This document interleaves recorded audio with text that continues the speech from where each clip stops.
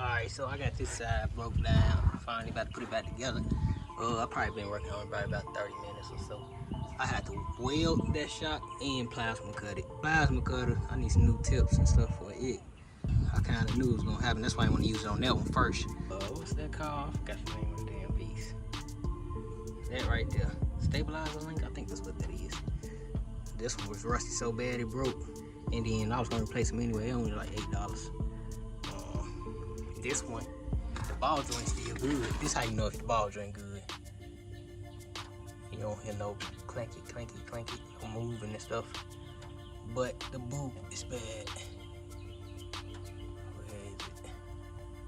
Yeah, right there. The boot bad. And from the way it's looking, you can't just replace the boot. So I could put this back together and bolt it up. People using presses and hammer jacks and pickle forks to. You gotta create tension so it won't free spin, but this won't even spin. So you know the joint good. You just need another boot. So this is a boot for them people who don't know this black piece. It hold the grease. You need another boot. I'm pretty sure this one do too, cause all that was oil or grease. I just took a screwdriver. Big grease chunks came out, but I'm just trying to put it back together, man, so I can be able to roll it on the lift and get this transmission changed out. But let me put this coil spring and shock back in. Yep. Hopefully I'm done in about 15 minutes, cause I only got brakes. Put this in, shocks, and should be done. But yeah, let me go ahead and zip this boy up together. Alright, so finally got it finished, man. Keys got the pull. I just had to blow it up. I'm about to clean up this mess and blow this grass. Cut the grass, man. Blow this grass off the sidewalk. But now that the other side done, I think because it was leaning, you could definitely see a difference in the suspension. Let me get my stick. It was like 28 or something. Definitely a difference. That boy look good. I'm gonna start it and straighten it out. But I'm trying to not roll over that stuff there. So I'm gonna push that out the way. Then cut y'all back on once I move some of this stuff and trash and all this. I already had the key still on. So I could be able to turn the wheel and stuff. Come on, sound good, boy.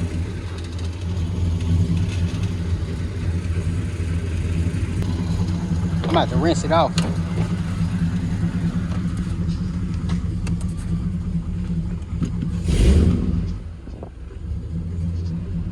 Oh yeah, it's definitely sitting way higher in the front.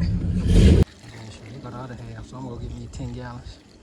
2 of these 5-gallon jugs. All right, man, so took some pictures, got it cleaned up a little bit. Painted the wheels. Look at the mother wheel. But yeah, it's way higher. And one side kind of bouncy and the other side not. So this kind of weird. Yeah, this side extra stiff. And that side still a little bit bouncy. But got the fresh springs and shocks. The battery died. That's the same battery I've been playing with that was in the black box. But I had the doors open on this one of them days. And it slowly started cranking slow. And this car is just sunburnt. Like the only thing that this car need, which I'm still kind of iffy on if I'm gonna do it or not. Need a fender, which I got, and then this bodywork right here. The only thing this car need. Everything else pretty straight. But since it went through the paint, it probably had to be sanded down to bare metal. Of course, it's gonna have like little knick-knack stuff, but as far as anything major, nothing really major. But it ain't shiny, so you won't be able to really tell. But from what these people selling rusted out stock trashed box Chevys for, I feel like if I do sell it, it'll be reasonable. I'm on the fence, man, because it really don't need much. But I had a plan for this car, and the first plan went south, so I'm just like, damn. Every plan I make for every car be going wrong. So I'm like, man, this car been sitting for over a year. Like I moved it, but that's about it. Yeah, I moved it, but that's about it. True, I ain't get to do nothing on here. Besides what y'all just seen, change the harness, put springs and shocks, give it a rinse. That's about it. Like, the last thing I did to this car, I don't even remember. Put some gas in the Colorado before I put it in on the trailer. That's about it. And then I'll be using it for mock-ups. You see my tape lines for the console and stuff. That's it, man. So, I mean, I got a couple cars that I'm just going to end up selling because I know I got other cars that I really want to build and do stuff to. So, like I said, I just might, but then again, this be one of the faster cars because I ain't going to do the interior in this car if I did something to it. Fresh dash. I got the Dakota digital in there. So I can put a fresh dash, some fresh carpet, and clean up all the wiring. Make sure all the gauge is working. Rear deck, console, front and back.